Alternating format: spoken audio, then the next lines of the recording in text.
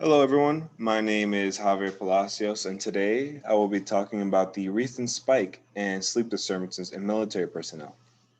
Specifically, I will be talking about the incidence and diagnoses of insomnia and obstructive sleep apnea, also known as OSA.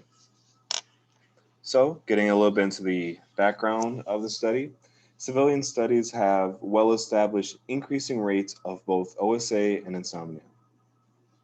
However, there is a dearth in literature in explaining the prevalence of these disorder rates among active duty military across all branches. You see, the problem is past literature has tried to attempt to fill this gap, but we're limited in several different ways.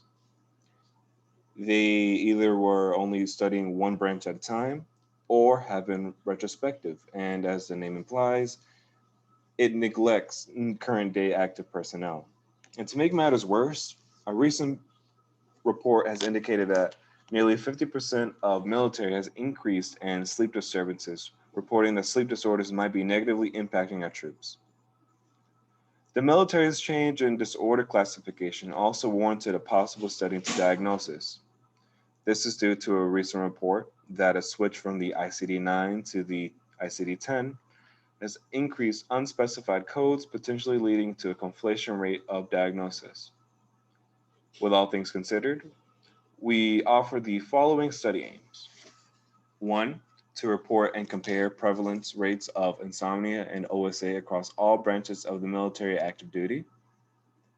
Two, to determine the change between ICD 910.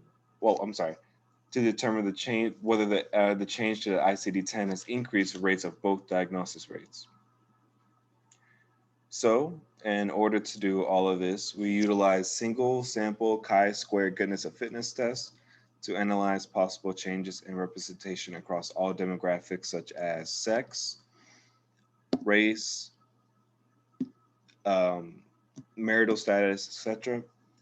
And we also conducted independent sample t-tests to identify any differences in mean groups of the ICD 9 and the 10. The following are the results of our analysis. In general, we found that from 2005 to 2019, incidence rates of OSA increased from 11 to 333 per 10,000. And in terms of insomnia, an increase from 6 to 272 per 10,000, respectively. The transition from ICD 9 to 10 revealed a significant difference in amounts of OSA diagnosis only, though, which is kind of interesting. And then in terms of OSA, the following demographics were overly represented in their respective groups. Race wise, we have minorities coming out higher in terms of representation. And then I'm just going to list off the rest, how they check off. We also have people 35 and up. We have senior ranked personnel, personnel that are married, people that identified as males, and the Army as a branch that was overly prevalent in the overall sample. In terms of insomnia, we have African Americans on top in terms of race, people that are 35 and up, senior ranked personnel, married, married personnel, males again, and as well the Army. So, in reflection of all this, we notice a couple of things, right?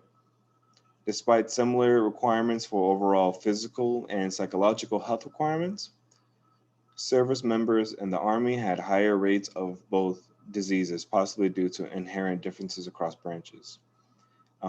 This, as well as roles of combat operations and high percentage of minority members in the Army. Which brings in our second point that our results possibly conflict with past literature that African Americans are not at a decreased risk of insomnia. Well, we think this is different because African Americans have been reported to have lower percentage of air saturation usage, and they have been reported to have more difficulty to falling asleep. So, with all things considered, we posit that the future studies use military specific data and directed interventions in order to reverse this negative trend. And thank you for your time, and I look forward to responding back to you in the comments.